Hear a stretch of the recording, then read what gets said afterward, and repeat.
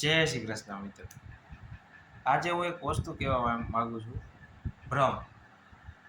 તમારા જીવનમાં જેમ બને તેમ ભ્રમ નીકળી જાય બહુ સારી વસ્તુ. કારણ કે જો તમારા જીવનમાં જેટલો ભ્રમ રહેશે ને, બરાબર છે, એટલું જીવન તમારું વિચલિત થતું જશે. બ્રહ્માંડ સમય જતો રહેશે. કારણ કે જ્યારે તમારા જીવનમાંથી તમને ભ્રમ નીકળશે ત્યારે એ મૂલ્યવાન સમય તમારા જીવનમાંથી નીકળી ગયો હોય છે, એ જતો રહ્યો હોય છે. કારણ કે સમયની પણ એક કિંમત છે. એવી રીતે જો તમારા જીવનકાળમાંથી ભ્રમ નીકળી જાય, તમારા મગજમાં મેન તો ભરાઈ ગયેલો ભ્રમ નીકળે બહુ સારું છે. એનાથી મૂવ ઓન કરી લો. મારી તમને રિક્વેસ્ટ છે.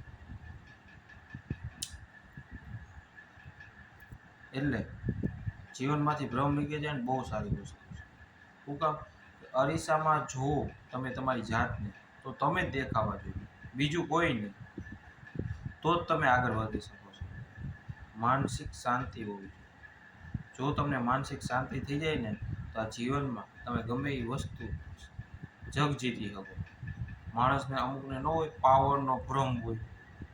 આ ભ્રમ એ કહું, અમુકને ભ્રમ હોય, પાવરનો ભ્રમ હોય, સત્તાનો ભ્રમ હોય. ઘણા બધા જીવનમાં ભ્રમ રાખીને બેઠા હોય કે આમને આમ કરી લઉં, આમને નામ થઈ જાય, આમને નામ ઓળું થઈ જાય. એટલે ભાઈ કંઈ ન થાય. એને તમે તમારી ભાષામાં અભિમાનમાં કહી શકો છો. પણ અમુકને ભ્રમ પણ હોઈ શકે છે કે આમ થવાથી આમ થઈ જશે, આમ તો થશે. પણ જ્યારે ભ્રમ નીકળે છે ને ત્યારે સમય જતો રહ્યો હોય છે. એટલે જો તમે તમારા મનને મનાવી શકતા હોય, સમજાવી શકતા હોય તો ભ્રમ જીવનમાંથી કાઢી શકશો. આ જે રીતે હું તમારી વાત કરું છું ને, સાદા રીતે, એ રીતે તમે વાત કરવા માંગશો. કારણ છે હરેક વ્યક્તિના જીવનમાં ભ્રમ હોય જ છે. પણ જો વહેલો કે પેલો નીકળી જાય ને તો બહુ સારું છે. બીજી વાત આજની નાની કહાનીથી કહું છું કે જ્યારે અર્જુનને ભ્રમ હતો કે સર્વશ્રેષ્ઠ ધનુર્ધર હું છું, ત્યારે એનો ભેદો થઈ ગયો હનુમાન બાપાએ. હનુમાન બાપા પોતાનું વેશ બીજું ધારણ કરીને એની સામે ગયા હતા કે એને ખ્યાલ ન આવે કે હું કોણ છું. એટલે અર્જુનને કીધું કે જો તું સર્વશ્રેષ્ઠ હોય તો સામેની નદી સુધીમાં તું પૂર બનાય. એ પૂર ઉપર હું સામાન્ય ચાલી ચાલીશ અને જો તે પૂર તપી ગયું તો તું સર્વશ્રેષ્ઠ ધનુર્ધર. તો અર્જુનને તો એમ જ થયું કે ના, મારા જેવો તો છે નહીં ધનુર્ધર, અને આ મને ચેલેન્જ આપે છે. ચાલો કંઈ વાંધો નહીં, એને એક્સેપ્ટ કર્યું અર્જુન જોડે અને એને પુલ બનાવ્યો.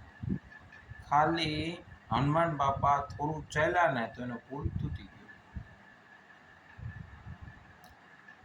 એટલે ક્ષત્રિય હંમેશા ધર્મના પાલનહાર.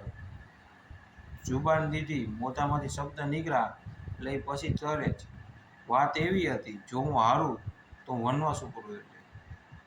પણ ત્યારે હનુમાન બાપાએ એને કીધું કે હું તને હજી એક મોકો આપું છું, તો હજી એકવાર પુલ બનાવ અને હું એને માથે ચાલું.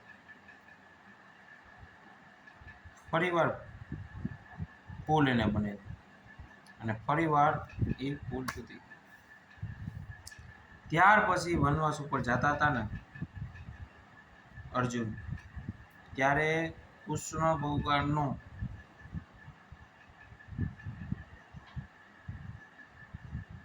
હાજર થયા અને એને કીધું કે અર્જુન, જો તારા મનમાં ભ્રમ હોય ને તો હું સર્વશ્રેષ્ઠ ધનુર્ધર છું તો એ કાઢી નાખજે.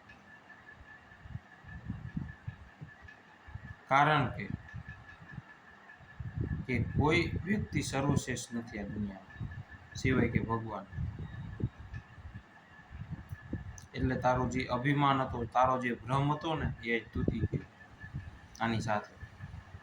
અને એને કીધું કે આ કોઈ સાધારણ વ્યક્તિ નથી, આ સાક્ષાત હનુમાન બાપા. એટલે હંમેશા જીવનમાં ભ્રમ જો તમારો કોઈ કાઢવા આવશે ને તો તકલીફ પડી જશે. આ વાર્તા ઉપરથી છે આપણે જ સ્વયં આપણો જીવનમાં ભ્રમ કાઢી નાખીએ.